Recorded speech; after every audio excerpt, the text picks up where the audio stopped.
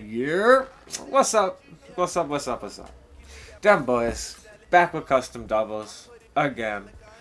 Think I found our money play out of doubles. So, y'all are used to me calling extra egg trail the money play because in trips, it's stupid. Um, Mesh.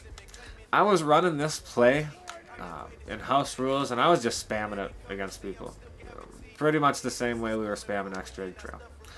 You're going to take RB, you're going to move him across the formation, right? So what's important to note here is B and A over here, that you need that on the short side. So your preset double, short side. Now, the running back on that side is always going to cross the formation. So if I'm on the other hash and this play's flipped, Elliott crosses the formation. The reason is we're going to take Y and put him on an out, and that out needs to go across the line. It's a timing issue. So if I did it, like this with the out this way, it's going to screw up the timing. And really what makes this play so incredibly effective is that timing of that route. Because it leaves you a check down that 9 times out of 10, that's who you're going to throw to. X is going to go on a hitch. A is going to go on a slant. So there's your setup, alright? There are some very important things to note here. Cover 3, if they're playing purples, you're going to look at A or Y. That's going to be your read. Whichever way the user goes, you throw the other way, as always. No different here, guys. It's a high-low on either side. Whatever way the user goes, you look the other way, make the simple read.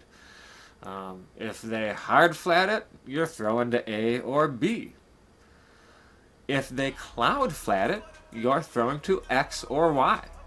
So, if you're savvy enough to pick up on that and they kind of do it the same every time, you can kind of have an idea where you're going pre-snap.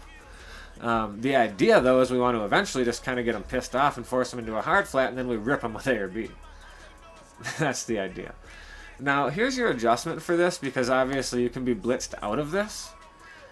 RB is on a go for a few reasons. Okay, one, the reason I was saying you're almost always going to throw to Y is that's a big part of it. Because what happens if the user's standing right here and they see someone go up the seam, they got to jump it. So they're going to jump back on that until it gets picked up. Then they're going to see the hitch and the slant. So they're going to see A coming across at them. And they're basically just going to stay here, right? So typically, that's going to be what the user is going to do, almost to a T. You could darn near plot a course, right? They're going to go like this, then they're going to go like this, and then they, depending on what they're playing, they're going to chase whichever one stays open, right? But what that means for you is the user is never going to cross this X. Not likely. So you really, again, talking about pre-snap, have a pretty good idea you're probably going to Y or B.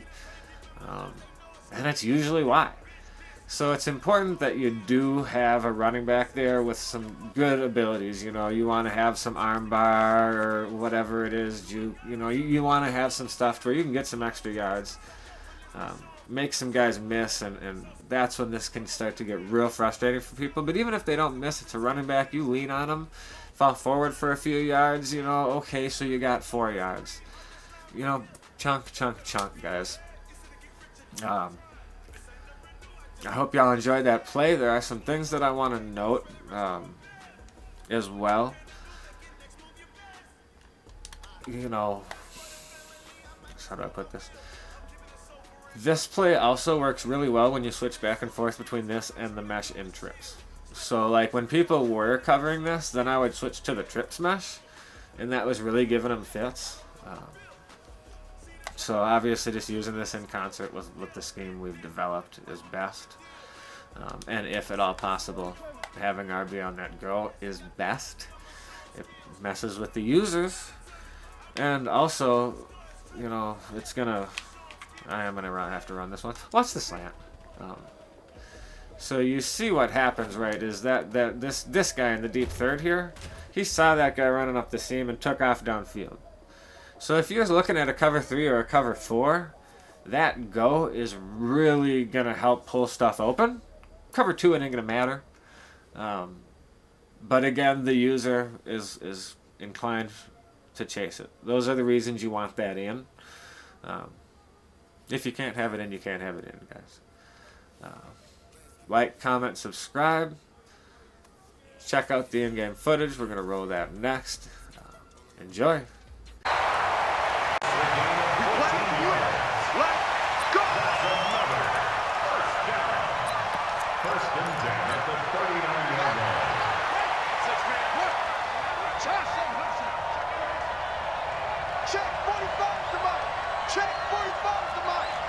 Watch the pass. 45, 45.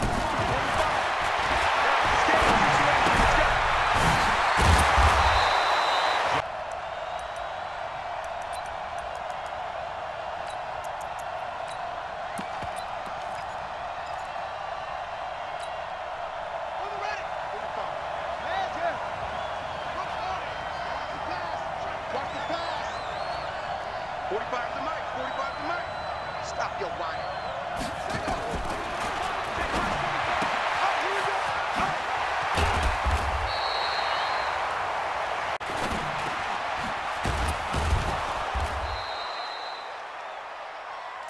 Jackson's pass, complete to number 81. A gain of 15. Result is a first down. Get him! Mike 54! Mike 54!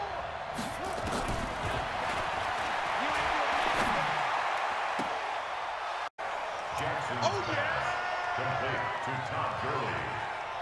It's a pickup of 3. Brings up 2nd and 7 at the 15-yard line. That's the end of the first quarter.